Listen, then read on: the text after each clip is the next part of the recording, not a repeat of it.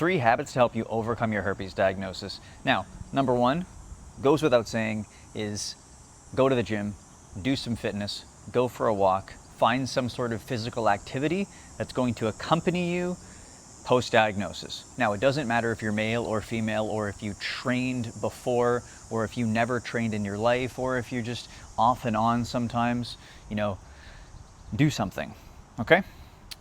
Because nobody ever goes to the gym or takes care of their body for weeks, months, years, and then looks back and says, I can't believe I wasted all that time doing exercise. No, but things like drinking or things like smoking or habits that are going to only be detrimental to your health, we kind of look back and be like, why did I do that? So I think that exercise in general, or physical fitness, or improving yourself is going to have so many benefits just off of that one step. So better health, okay? Better immune system. We're trying to negate outbreaks. We're trying to keep ourselves healthy. We're trying to function and feel good on a daily basis. And if you're out of shape or eating terrible foods or all these things that are not going to contribute positively to the physical side of herpes, stop. So for me, I still get outbreaks, It could be stress related, but that goes into the topic that instead of looking into drugs or alcohol for stress, I'm looking into physical fitness. It's a huge part of my mental health therapy is going to the gym and having a positive outlook and having a positive outlet for that stress and those emotions. So taking better care of your immune system and your health, taking better care of your mental health, this is all going to help you have an easier time physically with living with herpes. Nextly, the better you look, the better you're gonna do. I know that some people prefer dad bods, or they prefer bigger people, or they prefer that, but getting in shape does so much more to your character too. People are going to look at you like you have discipline. They're going to look at you like you can commit to things. And I'm just gonna say, I find someone who is in shape, unless they're crazy looking, to be more attractive than someone who's out of shape. I think it's biologically programmed that we look for vitality, we look for people who are in shape. We have psychological biases towards people that look good. That's why you see attractive people on covers and movies and superheroes. It's all just nonsense, but it's up here. Nextly, maybe you're gonna meet someone in the gym. Maybe if you have similar interests, like you like fitness yourself, get back to the gym. Maybe you'll meet your gym girl or your gym guy, and oftentimes the way that you approach your diagnosis and the way that you approach your disclosure, in addition to all these things you have to offer, is only going to be in your favor. So having all these things to offer, like physical fitness, is going to be helpful. Next habit you should do is journaling. Now this is like a bigger, umbrella topic where you might not know what to journal, or you might not ever have journaled before. And essentially, we're just going to dumb it down and say that journaling is just writing out your thoughts on paper. So whether it's completely unstructured, or whether it is like some sort of strict exercise you're doing, I have a whole bunch of resources and mental exercises and journaling prompts in my support group. If you want to join the support group, click the second link in the description. You can access all of those there. But things like writing down all your false beliefs. So all the things that you believe are true about your diagnosis, and then questioning them. I am dirty. I'm going to be alone forever.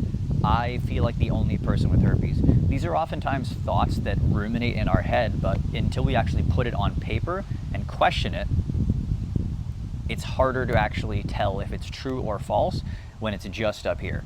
A lot of times too, I don't know if you've ever journaled before, but when you do just a brain dump, every single thing that's on your mind, terrible sentence structure, as many words as you can do, put on some music, you might not have a solution to your problems, or you might not have a resolution, but simply just emptying your brain comes with a lot of stress relief too, because it's whew, this is all here. And then you can kind of take a step back and look at it and be like, I think this way? This is not good.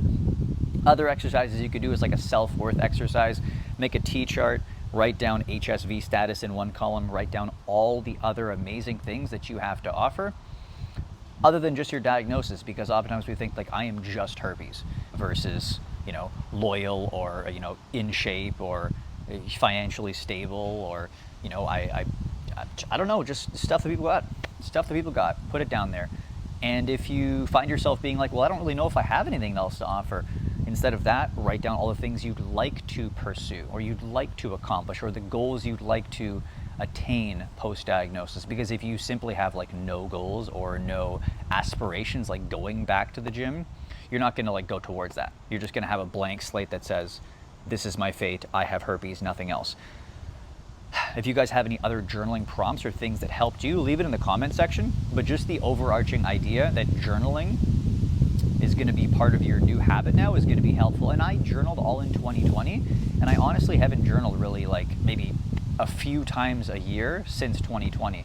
So it doesn't have to be this like long-term habit, and it shouldn't be something that you force, but it's super duper helpful and it's super duper beneficial to have some sort of outlet, especially for your thoughts.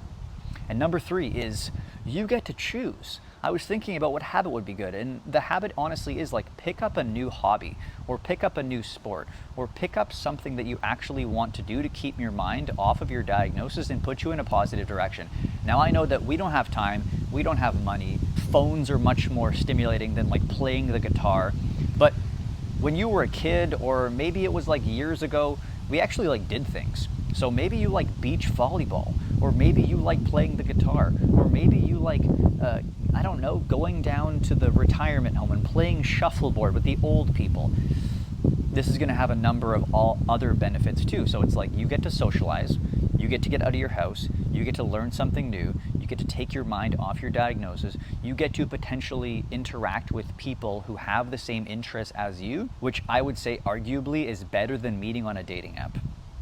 Now, dating apps are convenient and they're easy and you can like gauge mutual attraction, but like I would love to meet a girl at the gym who's also single and like we vibe off of that, because then it's like we're not trying to set up a date on a dating app, or like it's not awkward, or it's not like a back and forth of like what's happening here. There's like a shared mutual interest and it's like, hey, I'm a real person, this is how I interact in public, that sort of thing.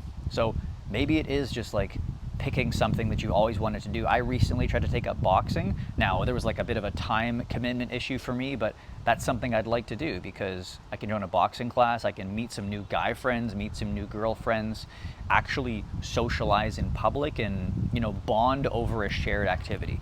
So those are the 3 habits. We have getting in shape or going for a walk or doing some sort of exercise or physical fitness, all of those benefits from there. Secondly, was journaling, all of the benefits that come off from that, like an umbrella.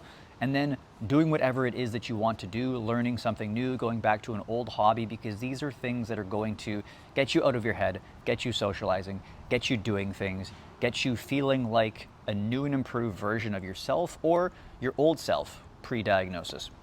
If you're looking for some extra help with your diagnosis, so getting rid of that shame, getting in the best shape of your life, making disclosure effortless, I offer one-to-one coaching. You can click the link to the first one, fill out the little form, watch the video, and I'll reach out to you personally and we'll go from there.